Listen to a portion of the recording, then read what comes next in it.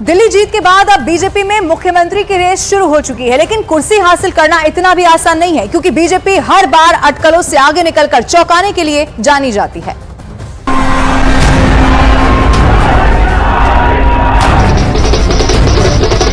चुनावी मेहनत के बाद अब बीजेपी में वक्त मुख्यमंत्री के नाम पर मंथन का है। दावेदार कई हैं, लेकिन पार्टी का पुराना पैटर्न बताता है कि आखिरी वक्त पर कोई भी नाम चौंका सकता है। बीजेपी ने फिलहाल संकेत तो कोई नहीं दिए, लेकिन सूत्र बताते हैं कि बम्पर जीत के बाद सीएम पद के दावेदारों की भी लंबी कतार है, जो शुरू होती है नई दिल्ली से। आप सुप्रीमो अरविंद केजरीवाल को हराने वाले परवेश वर्मा से, जाट समाज से आने वाले कद्दावर नेता की पहचान रखने वाले परवेश वर्मा के पिता साहिब सिंह वर्मा भी दिल्ली के मुख्यमंत्री रह चुके हैं। अगर बीजेपी ने नई रणनीति को ध्यान में रखते हुए चेहरा चुना तो बड़े सिख चेहरों में शामिल मनजिंदर सिंह सिरसा की बल्ले बल्ले हो सकती है। दिल्ली सिख गुरुद्वारा कमेटी के पूर्व अध्यक्ष सिरसा के जरिए बीजेपी पंजाब के लिए नया प्लान तैयार कर सकती है।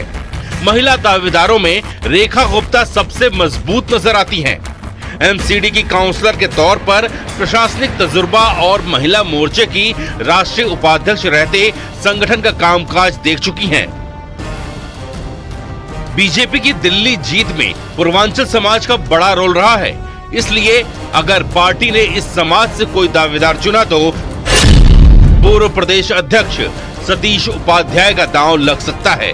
उनके पास एनडीएमसी में बतौर उपाध्यक्ष काम करने का भी अनुभव है। हालांकि इसी समाज से आने वाले मनोज तिवारी भी मजबूत दावेदार माने जा रहे हैं। प्रदेश अध्यक्ष का जिम्मा संभाल चुके और लगातार सांसद हैं। मनोज तिवारी के जरिए इसी साल होने वाले बिहार विधानसभा चुनाव के लिए दिल्ली से मैसेज दिया जा सकता है। सीएम पद की रेस में एक नाम जनकपुरी से जीतने वाले आशीष सूद का भी है। पंजाबी चेहरे के तौर पर पार्टी उन पर दांव खेल सकती है। आशीष सूद के पास संगठन का तजुर्बा तो है ही, साथ में उन्हें सेंट्रल लीडरशिप का भी करीबी माना जाता है। दिल्ली की कुल आबादी में पंजाबी समाज का एक बड़ा हिस्सा है, इसलिए पूर्वांचली के साथ साथ पंजाबी चेहरे को लेकर भी बड़ी सुगबुगाहट है।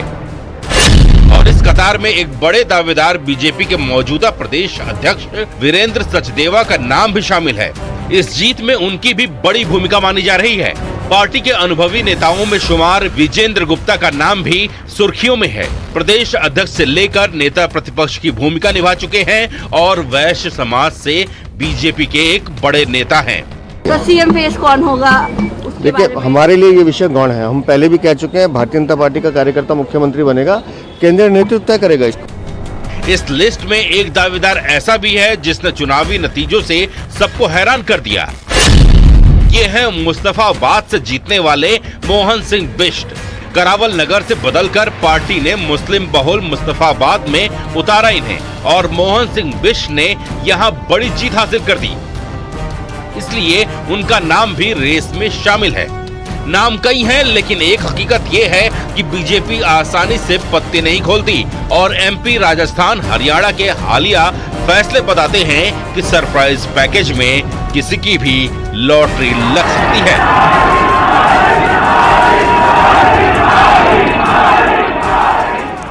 बीजेपी की बम्पर जीत में गृह मंत्री अमित शाह ने बड़ा रोल अदा किया है। ये बीजेपी के चाणक्य की ही रणनीति थी, जिसने दिल्ली से आप की सत्ता को खत्म कर दिया।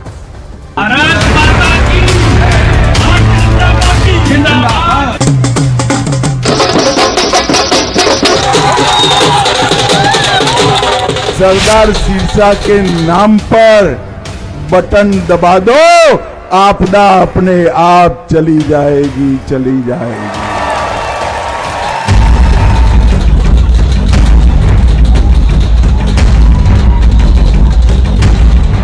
दिल्ली की आपदा पार्टी ने यहाँ के 11 साल बर्बाद कर दिए। दिल्ली में बीजेपी का 27 साल का सूखा खत्म करने के पीछे एक बड़ी रणनीति थी, जिसके सूत्रधार थे भारतीय जनता पार्टी के चाणक्य कहे जाने वाले अमित शाह। 2020 में ही इसकी शुरुआत हुई। हालांकि तब कामयाबी नहीं मिली, लेकिन अमित शाह ये समझ चुके थे कि आपको हटाने के लिए उस तबके का दिल जीतना जरूरी है जिसके दम पर दिल्ली में आम आदमी पार्टी की सियासी जमीन कायम है। टारगेट किया गया झुग्गी बस्तियों को। गृह मंत्री अमित शाह की पहल पर बीजेपी का झुग्गी प्रवास कार्यक्रम शुरू हुआ। बीजेपी के सिपह सालारों को झुग्गियों में वक्त गुजारने के लिए कहा गया, जहां लोगों से सीधा संवाद किया जाने लगा और इसी संवाद से निकला बीजेपी का हिट नारा, आपदा हटाओ।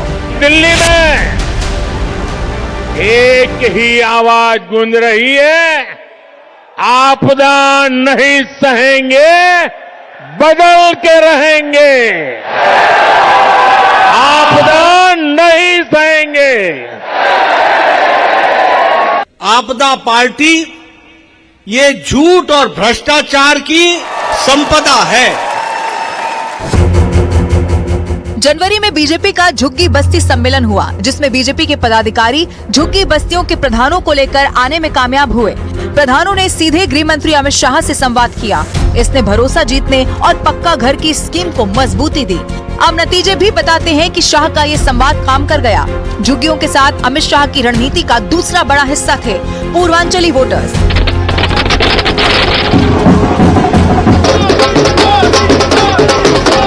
छठ पूजा में पूजा सामग्री बांटकर और छठ घाटों की सफाई में मदद कर पूर्वांचलियों के दिल में जगह बनाई। सांस्कृतिक कार्यक्रम करवाए। छठ पूजा पर सरकारी छुट्टी का फैसला। 10,000 बैठकों से पूर्वांचल समाज के साथ संवाद। 200 से ज्यादा लिट्टी चोखा संवाद। 70 की 70 सीटों पर मकर संक्रांति महोत्सव। 52 सीटों पर बारीकी से चुनाव प्रचार की रणनीति और फर्जी वोटर्स के मुद्दे पर केजरीवाल को घेरने की रणनीति। बीजेपी ने पूर्वांचलियों का दिल जीत लिया। यही नहीं, पूर्वांचल मोर्चे को एक्टिवेट किया गया। 2 वर्षों में पूर्वांचल मोर्चे से बड़े नेताओं से जोड़ा गया। उनकी मांग के मुताबिक करीब 50 सीटों पर यूपी बिहार के एक विधायक की तैनाती की गई। नतीजा ये हुआ कि पूर्वांचल से जुड़े 6 प्रत्याशियों ने बाजी मार ली। इनमें करावल नगर से कपिल मिश्रा, लक्ष्मी नगर से अभय वर्मा, मालवीय नगर से सतीश उपाध्याय, संगम विहार से चंदन चौधरी, विकासपुरी से पंकज सिंह और महरौली से गजेंद्र यादव शामिल हैं। दिल्ली की जनता तय कर बैठी है कि इस बार मोदी जी के नेतृत्व में डबल इंजन की सरकार बनानी है और यहाँ परिवर्तन हो। करीब 1.5 दर्जन सीटों पर अमित शाह ने किया प्रचार, जिनमें 16 बीजेपी के खाते में आई।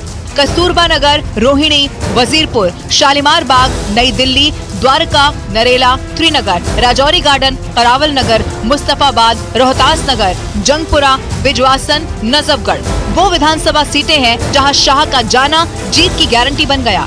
साफ है कि अमित शाह की रणनीति पर कैडर की कदमताल ने वो कर दिखाया जिसके इंतजार में 27 बरस गुजर गए। अब चुनौती चुनावी वादों का फायदा जनता तक पहुंचाने की होगी।